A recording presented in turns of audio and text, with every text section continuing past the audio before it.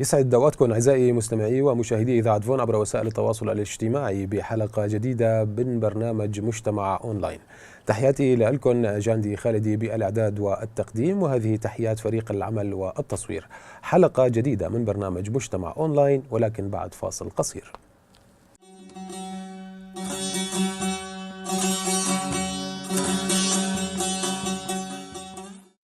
وسائل إعلامية كردية أصبحت منتشرة بشكل جيد في روجافا وشمال سوريا، وبالرغم من التجربة غير الطويلة نسبيا لهي الوسائل، إلا أنه في بعض الأساسيات الغايبة عنها تماما على رأي الكثيرين من اللي بيشتغلوا بالإعلام في المنطقة، منها النقد، واللي هو موضوع حلقتنا لليوم. يقول البعض إن ما بين النقد والتجريح خيط رفيع جدا، بينما يقول آخرون إن هناك فرقا شاسعا بينهما. رح نحاول اليوم من خلال برنامج مجتمع أونلاين نفهم أسباب غياب النقد عن وسائل الإعلام المحلية المستقلة أي غير الحزبية، ورح نحكي عن السخرية كأحد وسائل حرية التعبير عن الرأي، وغيابه أيضا عن الساحة الإعلامية المحلية الكردية. وفي محور أخير رح نحكي عن سقوط بعض المواقع الإلكترونية الكردية في فخ التشويق وعدم المهنية في اختيار العناوين. قبل ما استضيف ضيف حلقة اليوم من برنامج مجتمع أونلاين واللي هو الزميل الصحفي مسعود عكو، خلونا نتابع الاستطلاع التالي اللي جهزوه الزملاء في فريق العمل وبنرجع لكم.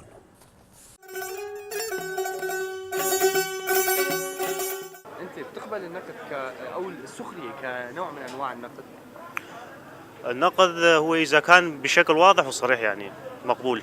أيوة، وبأسلوب محترم يعني. المادة الصحفية إذا استخدمنا السخرية كنوع من أنواع النقد، أنت برأيك شيء معيب. ليش السبب طيب؟ مو عيب هيك يعني، السخرية مو لازم كل شيء يكون ضمن الاحترام والأصول. تشاون يعني والله عزبيني مثلا إذاعات تماما نقد زحفة تشاون. أيوة، السخرية وك نوع من أنواع النقد يعني. شيء قبلت كسخرية هذا؟ نا. شو ما؟ ناخذ مسخرة بكفي قوتني دو وقت تشتكي جدي هبي ما تشمي قشمري بي هبي. خاصن وقت النقد هبي بر نقدك صريح براس بيشمي نقدك ضرو بكن لهبدو. يعني وك إشاعات سر فيسبوك مثلا يكش خوري إشاعة كدرخي ورا قشمرية. أنا شغلي تصرفاتي بيشحنك يعني النقد الصحفي شو ما راجعنا كرديتنا برأيك؟ والله شكو زانم والله نظام بتشتغل حبالهم. طيب برسل قديم يشتغل. كلامك. وقفت مثلا أخبارنا مواد صحفي تدخوينه. بتركيش عن تجذبين عنواني تشويقي ولا عنواني؟ والله لم خندنا ونأزعنهم. السخرية درنجي بين هنا. السخرية وقتها قد علامة تشتكي ببينه وتزان بأونا تمعناه بيقدر بيتنا أو سخري كرش مروجات بيجي مرو كاري بالي فني مرو بيجي ده سخري كرشة يعني تهدف خناني. أما كسخرية وقتها قد بخوازي علامة كنقد بكي بسخرية بس برنجة كي قوشة برنجة كي قوت فيدك بديه فيدك بديه إنساني وأوجي يشتفين بك يعني أبن معنى سخرية يعني. يا أبناء والله بيجم بقالك متعلق بهامش الحرية، هامش الحرية المتاح يعني قضاء السلطة تقبلك نقد أو نقد سر إعلامي. ها نسر فيسبوك، أنا سر فيسبوك ذاكرتي بس إعلام بيجم قريداية بوقت بيجي آزادية راجعندني بقوانين أو حمايتها صحفيتك وحمايتها مؤسسات صحافيتك خيو إنه صحفي كاربي بكل موضوعية رايا خبدة بيجو وري ملاحقة بيجو وري بيجو إزعاجات جرهبن بخطة السخرية موجودة بلكي الجمع قلكينا موجودة نتيجة نقطة قاعدة نتيجة طرس الفيديو الجمل الباجاري ما أو بالأحرى رجلاتنا ميشا ساق ترسك هيا مقدسات هنا بالنسبة لها خطوط حمر هنا، بس بينما تبيني مثلا الولايات المتحدة أمريكا يعني شخصية أوباما شخصية ترامب تناولت كن بصورتنا يعني الفيديو بكي منويرنا بصورتها بالي قوله داخل. بخطي الصحفي نقداول جير إنه شكوى مثلا تشك ناقيها أنا شكوى هي بس ناقي نزان هركس خود حسبيني بيشكتن هي بس إنه كس نابيني يجي ناس قبولنا إنه الصحفي تشتكي مسخرة خو بتشتكي بكينا طيب شو ما يعني از بيتم اسلوب بيتر قالك مقنع يعني قالك لوديش نا مقنعة شما أختين هات تشتك بيت مسخرة وخبيبكي كسلينا حسيني كسلي جهدارناكي بس أما أختين نولو بي تي جهداركي برسا ميدي داوي برسا كوشة مادام صحفي ما كان ده عنوان أجردين عنوانك تشويقي وعنوانك مهني برأيي تبي تركي جان تجذبيني تشويقي شو ما خوشة تشتكي ترفيهي بي تشويقي بي يعني إلا شعبيكي بهنا تشكاكي لي بي إنه خوش بي إنه ما إنه تدبيني وضعي ما تشلويا تشويقي خوش ترى براستيجي وك هنريا راغهاندي او كتبيجي او عنوانا بالكيش يا جانكيش او بهتر غركا روجنامه غريرا جبركو رجائيرو بهتر هر خوينر بي يعني ايغو هدار بي يا ايكو تماشا دكي دخازي لسرنافي لعنوانا يا جانكيش تناري ايش وك ام دزانن كو دزغه هر دبي دريك دبدريك جبور رخنت الجواكي بكي رخنت الدستهلات دوي هري مدمكي حتى دزجهن راغاندي شو اباد دبي جي خو بكر هر دزجها راغاندي ده ليه مخابن دزجه ما راغاندي ترجائيرو ام نبيج نحمو لي بغشتي نغهن و استي وراداكو قربن في اليه چانده دهندري خدا بفجينن وبيش بخ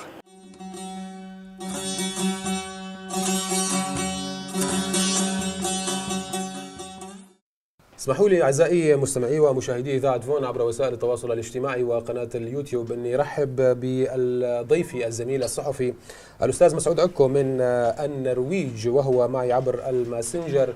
تحياتي لك أستاذ مسعود، كيفك؟ تحياتي لكم وشكرا لفون. أهلا بك. بداية يعني أنت من الصحفيين الذين ينتقدون وينقدون بشكل دائم، يعني هذا الموضوع واضح على الأقل عبر صفحتك على الفيسبوك مثلا. يعني سؤالي كمدخل للحلقة هو ليش مثلا يعني ما بتلجأ إلى الصحافة، يعني إلى كتابة مقالات رأي مثلا وتنشرها بمواقع إلكترونية واسعة الانتشار على سبيل المثال؟ يعني بداية وسائل التواصل الاجتماعي تصل إلى أكبر شريحة ممكنة من الناس، وهو الهدف الأساسي من ذلك لنشر رأيك إلى الجمهور المستهدف. نعم. يعني إن كتبت مقالة أو تقريرا أو تحقيقا سينشر في موقع إلكتروني قد يكون من الصعب متابعته للناس، خاصة في الظروف الراهنة في سوريا، انقطاع الكهرباء، عدم وجود إنترنت مستمر. نعم. أيضا سهولة متابعة الناس لوسائل التواصل الاجتماعي على الموبايل، على الآيباد أو الأجهزة الأخرى. يعني من السهل جدا أن تقوم الآن بقراءة أي بوست من خلال موبايلك. نعم. لكن ستجد صعوبة أو قليل من الصعوبة إذا فتحت موقعا إلكترونيا أو تابعت جريدة معينة. إذا السهولة هي التي تفرض علينا أحيانا أن نقوم بالتوجه إلى الجمهور المستهدف وهو جمهور وسائل التواصل الاجتماعي. نعم. طيب برأيك يعني شو سبب غياب النقد الصحفي بين معظم الصحفيين الكرد وبين الوسائل المحلية الكردية المنتشرة بشكل يعني لا بأس به يعني في الآونة الأخيرة؟ أعتقد هناك نوع من الانتقاد للواقع بشكل عام، سواء كان انتقاد سياسي أو انتقاد اجتماعي أو ثقافي أو أي نوع من أنواع المواضيع التي يمكن للمتابع انتقادها. لكن ضعف وسائل التواصل ضعف وسائلنا الإعلامية هي التي لا تسلط الضوء على تلك النقاط. يعني وسائل التواصل الاجتماعي أعطت الفرصة للناس أن تقوم بانتقاد حتى وسائل الإعلام، حتى وسائل الإعلام التي لا تسمح أحيانا بنشر تلك المقالات أو الانتقادات. نعم. عندما نقوم بانتقاد وسيلة إعلامية معينة فأين سنقوم بنشر تلك المقالة إذا كانت الوسيلة التي ننتقدها مثلا لا تقوم بنشر ذلك، وإن نشرتها في وسيلة أخرى سيدخل في باب المنافسة ومن باب التهجم ومن باب يعني التسويق لصحيفة لجريدة أو لمؤسسة إعلامية على حساب مؤسسة إعلامية أخرى. نعم. لكن أعتقد هناك بعض الانتقادات للمواضيع المختلفة في الشأن الكردي أو الشأن بشكل عام. نعم. أضف إلى ذلك الموضوع الأهم أنه يعني كثرة الطباخين أحرقت الطبخ، كثرة مدعي الصحافة، كثرة مدعي الذين يقومون أو بالتعريف عن أنفسهم بأنهم صحفيون أو كتاب أو ما إلى ذلك. نعم. هو الذي أيضا دخل أو أدخل الانتقاد إلى خانة التهجم والشتيمة والمسبة، وهو لا يتوافق أبدا مع مبدأ راح أسألك عن موضوع الفرق بين النقد والتجريح، ولكن يعني أنت ذكرت أنه السبب يعود إلى ضعف الوسائل أو ضعف وسائل الإعلام المحلية الموجودة. برأيك هل كل هذه الوسائل ضعيفة؟ يعني أليس من الإجحاف أن نقول أن كل الوسائل ضعيفة؟ أليست هناك ظروف أخرى وأسباب أخرى لغياب النقد الصحفي حاليا في مناطقنا؟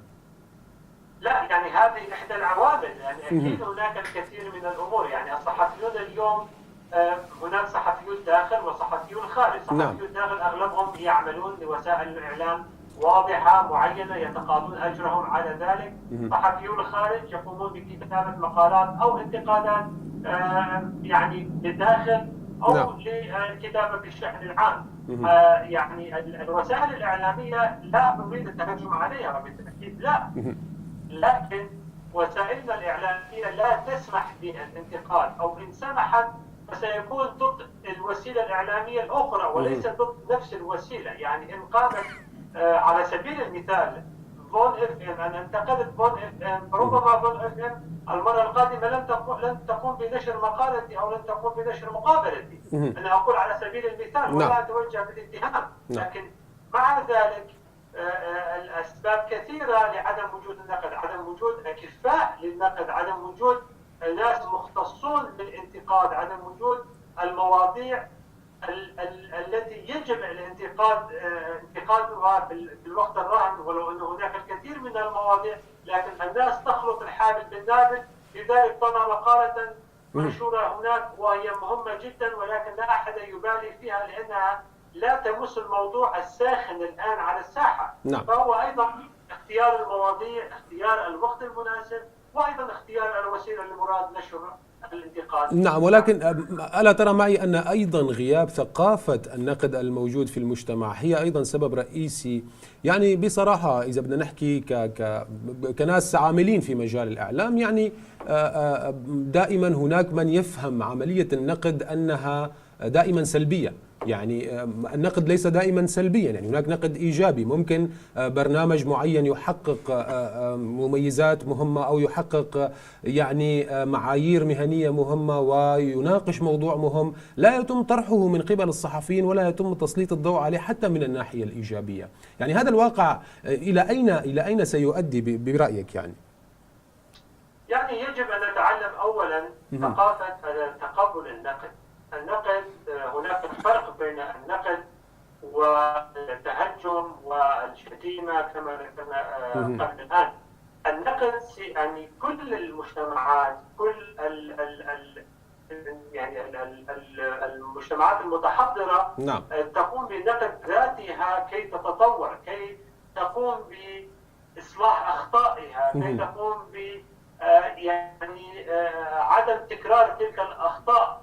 بعكس المجتمعات الشرقية غالبا، ليس فقط الكردية وليست السورية كحصل، كل المجتمعات الشرقية لا تقبل النقد لأنه ترى في النقد هو تهجم عليها، ترى في النقد بأنه انتقاص منها، ترى في النقد بأنه إهانة. يعني أنت الآن إن قمت بانتقاد رئيس حزب كردي معين، فالحزب ورفاق الحزب والجريدة الحزبية والإذاعة الحزبية ستهاجمك ولو كان نقدك 100% صحيحا وفي محله. تلك الناس، تلك الجموع لا تراعي أن النقد هي وسيلة للتطوير، وسيلة لتصحيح الأخطاء، وسيلة يعني لعدم تكرار هذه الأخطاء التي تقوم بها بين الفينة والأخرى. الإنسان على سبيل المثال شخصيا أنت يجب أن تراجع أخطائك وتنتقد نفسك وتسمح للآخرين بانتقادك. طبعا أن تسمح بالانتقاد وليس التجريح، وكان هناك فرق شاسع بين الأمرين. نعم، ولكن يعني هناك مسؤولية اجتماعية دائما على عاتق الصحفي بالتحديد. يعني سألتك بالسؤال الأول عن موضوع مواقع التواصل الاجتماعي وقلت أنه أكثر انتشارا، ولكن يعني ما الفارق الآن بين الصحفي وبين الشخص الفيسبوكي إذا كان الصحفي أيضا أصبح فيسبوكيا، يعني ينتج كل شيء أو يكتب كل شيء عبر الفيسبوك فقط ولا يلجأ إلى يعني المعابر الإعلامية أو المعابر الصحفية المعروفة؟ يعني جاندي، يجب أن لا نستهين بوسائل التواصل الاجتماعي. نعم، هي ليست استهانة. نعم، الفيسبوك. نعم. الفيسبوك ملياري إنسان يعيش على الفيسبوك. نعم. أكبر دولة الآن في العالم، إذا صح التعبير، هي دولة عدد سكانها 2 مليار إنسان. نعم. كل المنظمات، الأحزاب، التنظيمات، حتى يعني على سبيل المثال التنظيمات الإرهابية تتواصل عن طريق الإنترنت، تثبت أفكارها.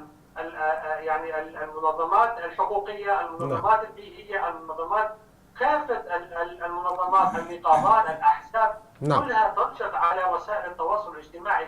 يعني يجب أن لا نستهين. أولا سأجاوب عليك. فضل. يجب أن لا نستهين بوسائل التواصل الاجتماعي خاصة الفيسبوك وتويتر. نعم. وأيضا يجب أن لا ننسى أنه قلة أيضا وسائل الإعلام المختصة. يعني الآن حقيقة ليس فقط كرديا، سوريا، إذا أردت أن تدخل إلى موقع إلكتروني لتقرأ أخبار سوريا لن تجد موقع. لا يوجد موقع حيادي، أو خلينا نقول موقع مهني. نعم. لا يوجد أحد حيادي، لا يوجد موقع مهني أو جريدة مهنية أو إذاعة مهنية 100% في كل وسائل الإعلام الجديد التي نشأت بعد الثورة السورية منذ 2011. إذا أيضا الصحفي لا يرى نفسه في تلك المؤسسات. الموضوع الآخر والعامل المهم أيضا البدل المالي. الصحفي اليوم يريد أن يكتب ويتلقى بدلا ماليا عن كتابته، لا يريد أن يكتب ببلاش. نعم. إذا كتب لجريدة فهذه الجريدة تباع، إذا كتب لموقع إلكتروني فهذا الموقع الإلكتروني يقوم بالتسويق عن نفسه سواء بالإعلانات أو أي أمر آخر. إذا من حق الصحفي أن يحصل على بدل للمقالة أو بدل للتقرير الذي يكتبه. في حين وسائل التواصل الاجتماعي، ولا تنسى أمرا مهما جدا، الناس ليست لديها الوقت الكثير لتقرأ مقالة من 700 كلمة، لكن يمكن أن تقرأ 30 بوستا من 10 كلمات أو 15 كلمة. إذا أيضا الناس محصورة في زمن معين للتصفح الإلكتروني ليوم. أنت على سبيل المثال صحفي يوميا تتابع وسائل التواصل الاجتماعي وبعض المجلات والجرائد لتحصل على الأخبار، لكن ليس كل الناس صحفيون. الشريحة المستهدفة لنا هم قراء عاديون، ناس عاديون، لذلك نحن نتوجههم عن طريق الفيسبوك أو التويتر. نريد أن نرسل لهم رسائلنا، نريد أن نعطيهم معلوماتنا، نريد أن نعطيهم تحليلاتنا البسيطة والقصيرة ليفهموها بشكل جيد. لذلك الوقت للناس، الوقت الذي يمكن للناس التعامل فيه مع الإنترنت هو قصير، فيجب أن تعطي زبدة الكلام لهم لكي يستفيدوا منها ويتابعوا بشكل دوري. نعم. هل بعض الناس يقولون لك أنه الظروف حاليا في سوريا وفي يعني المنطقة الكردية بشكل عام وفي روجافا وفي كل المنطقة ليس مواتيا لعملية النقد؟ يعني إذا بدنا نحكي مثلا عن المنطقة الكردية بشكل خاص، يقول لك يا أخي هناك دائما إعلام مقابل للإعلام الموجود، وهناك إعلام يتربص بك دائما. يعني هل أنت مع هذا الرأي أنه الوقت غير مناسب حاليا للنقد؟ مطلقا. أخطاء اليوم تصبح قوانين للغد. إذا اليوم لم تنتقد هذه السلطة الموجودة في روجافا أو هذه الحكومة الموجودة هناك أو ما يجري في كل سوريا، فأخطاؤهم اليوم ستصبح قوانين بفعل الأمر الواقع غدا. لذلك يجب أن تنتقد هذه الأخطاء، يجب أن تقوم بكشف الغطاء أو عدم يعني كشف الغطاء، نعم كشف الغطاء عن تلك الأخطاء والكتابة عنها وانتقادها. أن ننتظر حتى أن يخلق العالم أو يخلق وضع جديد آمن في سوريا، أو تخلق مدينة يوتوبيا، المدينة الافتراضية، مدينة أفلاطون، ونبدأ بعد ذلك بالانتقاد، سيمر زمن طويل. والناس سوف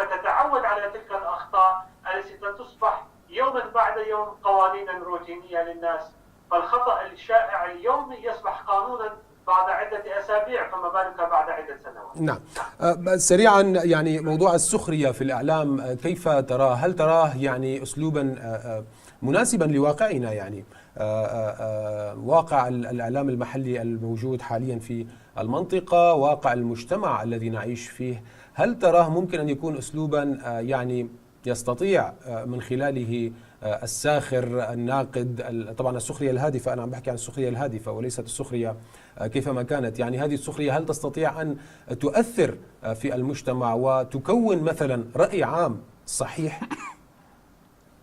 يعني أيضا مثل ما للنقد أوجه للسخرية أيضا أوجه، هناك فرق بين السخرية والمسخرة. نعم. السخرية أن تقوم بتسليط الضوء بشكل كوميدي على أمر معين سواء كان سياسي أو اجتماعي، تقوم بانتقاده بطريقة سخرية بحيث أن لا تؤذي صاحب الانتقاد، أن لا تؤذي مشاعره ولا تجرحه، ولكن في نفس الوقت أنت تنتقده. نعم. ربما هو أيضا يضحك على نفسه عندما يرى ذلك البوست أو يرى ذلك الكاريكاتير أو الكرتون مثلا. نعم. عندما أنت تقوم برسم كاريكاتير عن شخصية معينة يبدو رأسه كبيرا وأنفه كبير وعيونه صغيرة وجسمه صغير، فهذا الشخص ربما يضحك على نفسه، ولكن أنت ترسل رسالة من باب السخرية من الأمر الواقع، مما يجري. الفرق أن هناك تقوم بتسخير السخرية للإهانة، تقوم بتسخير أو بالكتابة بشكل سخرية لإهانة شخص معين. نعم. يمكن الآن أنت تتكلم عن شعر الأبيض من باب السخرية، لكن لا يجوز لك أن تقول لكل من له شعر أبيض فهو أحمق، هذه ليست سخرية. يمكن أن تقول فلان مثلا قام بتأليف أغنية ساخرة على الناس. زمان كان المطربون يقومون بتلحين أغنية وتأليف أغنية على أحد الأغوات أو المخادير الذين لا يقومون بتقديم الهدايا لهم. نعم. فأصبحت الآن الأغاني، كنت متابعا لذلك، هذه الأغاني أصبحت نوع من السخرية ولكن دخلت في التاريخ والفلكلور. نعم. السخرية موجودة على مر التاريخ، لا للتجريح ولكن لإرسال رسالة معينة، لإرسال يعني لهدف معين. نعم. وتناسب المجتمع، وتناسب مجتمعنا الذي نحن فيه حاليا. يعني إذا كان هناك موجود ثقافة للسخرية دون الاعتداء على الأشخاص يعني حسب اللون أو حسب، وأن لا تكون السخرية عنصرية، يعني هل هي تعتبر نوع من أنواع حرية التعبير الجيدة حاليا في هذه المرحلة أم لا برأيك؟ يعني حرية التعبير تختلف من مجتمع إلى آخر. حرية التعبير في سوريا ليست كما حرية التعبير في النرويج تماما. بكل بساطة رسام نرويجي يمكن أن يرسم السيد المسيح على شكل كوميدي وسخرية وسخيفة، يمكن أن يرسم الرسول محمد على شكل كوميدي وسخيف، لكن هذه الصورة ليست مقبولة في الشرق الأوسط وليست مقبولة في سوريا أو في روجافا أو في مصر. لكنها مقبولة لديه. نعم. لكنها مقبولة لديه، يعني مقبولة حسب مجتمعه. بالضبط. إذا هي حرية التعبير تختلف من مجتمع إلى آخر. المجتمع الغربي مثلا يتقبل بشكل سهل وبسيط وبشكل يعني جدا بسيط وعادي انتقاد الدين، انتقاد حتى الذات الإلهية، الأنبياء. هذه ليست موجودة في مجتمعاتنا. يجب أن تكون حرية التعبير تراعى أو تراعي بعض قيم المجتمع سواء الدينية أو الاجتماعية أو الثقافية أو القبلية والعشائرية. لكن يجب أيضا تلك القيم يجب أن لا تتعدى على حرية التعبير. يعني إذا أنا قمت بانتقاد قائد سياسي لا يعني أنني أهين عشيرته أو أهين حزبه أو أهين فصيله، أنا أقوم بانتقاد هذا الشخص لهذا السبب. إذا حرية التعبير تختلف من مجتمع إلى آخر. نعم. يعني دائما يقولون النكتة لا تقتل ولا تفجر أحدا. يعني بالتأكيد. أستاذ مسعود، المحور الأخير يعني لضيق الوقت راح نكون هيك سريعين شوي بالأجوبة. يعني هل برأيك عملية اللجوء أو الالتجاء إلى التشويق من قبل بعض المواقع الإلكترونية الكردية خاصة، يعني هل برأيك تطيح بها في فخ عدم المهنية؟ أنا ضد هذا الأسلوب في كتابة عنوان. هو ليس تشويق، بالأحرى هو يعني هو على الأقل هذا تبريرهم يعني. كذب، لكن هو مكر.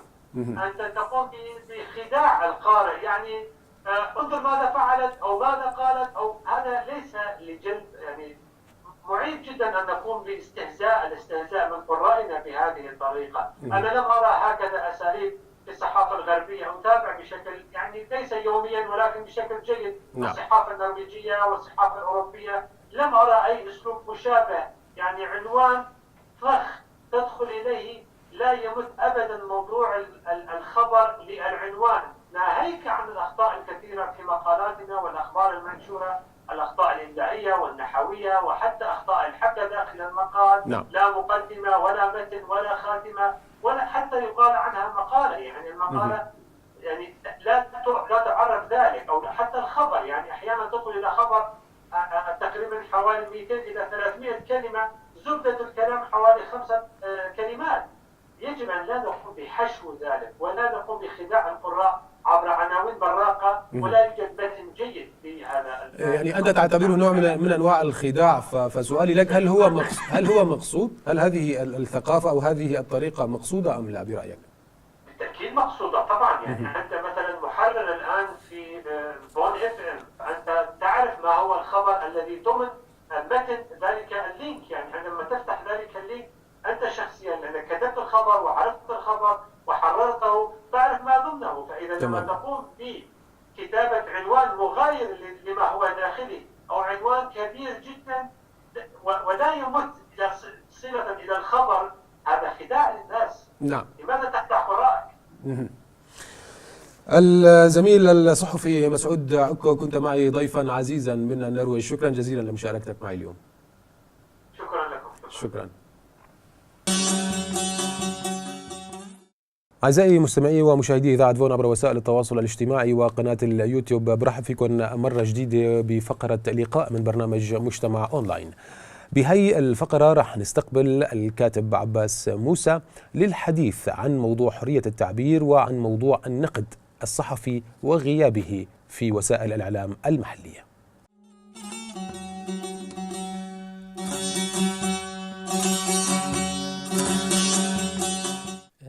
غياب النقد هو غياب ثقافة النقد عند الصحفيين أو عند المجتمع ككل. المجتمع ينتقد فقط في الأقبية أو في السر، عندما يكون مباشرة مع صناع القرار أو عندما يكون في مقابلة وجها لوجه معه يغيب عنه هذا النقد. هذا الشيء ينعكس على الصحفيين أيضا. الصحفيين هم طبقة النخبة التي يجب أن تنتقد ويغيب عنها هذا النقد بهذا السبب.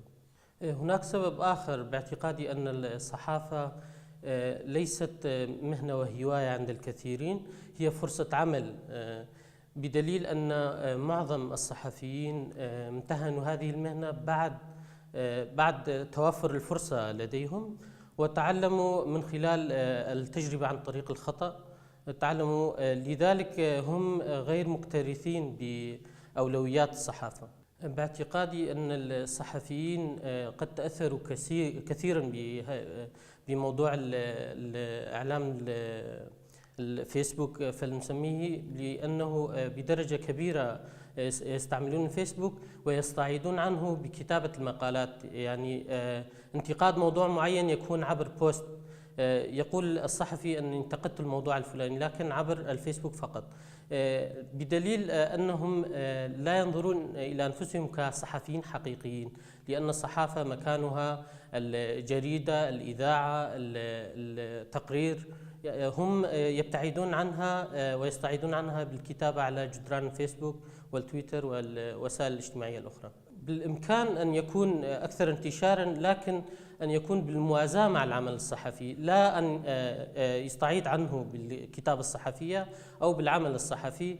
هناك بعض الصحفيين ينشرون بعض الأخبار قبل أن ينشروها في إذاعاتهم أو مواقعهم أو وسيلتهم الصحفية. لذلك يتأثر الموضوع الصحفي بشكل كبير، لأنهم يستعملون الصحافة عن طريق الوسائل الاجتماعية فقط، وسائل التواصل الاجتماعي فقط. بطبيعة الحال الصحفي هو شخصية عامة، يجب أن يلتزم بجميع الأخلاقيات المهنة الصحفية في صفحته الشخصية، باعتباره أنه يعترف أنها أكثر انتشارا وهي مرآته العاكسة للمجتمع. المجتمع يأخذ منه الأخبار، لذلك يجب أن يكون مدركا لجميع أخلاقيات المهنة الصحفية. هناك شقين من السخرية، هناك الكتابة الساخرة والكتابة غير الجادة أو التي لا تأخذ موضوع السخرية كفن. موضوع السخرية يجب أن يكون في سياقه الطبيعي، أن يكون عبر الانتقاد بطريقة موضوعية. هذا الشيء غائب لصالح أمور أخرى تكون عبر الإهانات، إهانات سواء الأطراف أو المواقف. المسألة متعلقة بالمبادرة في أي إطار. المبادرة الخلاقة عندما تكون مبادرة جيدة فستكون مثالا يحتذى به عند الآخرين أيضا.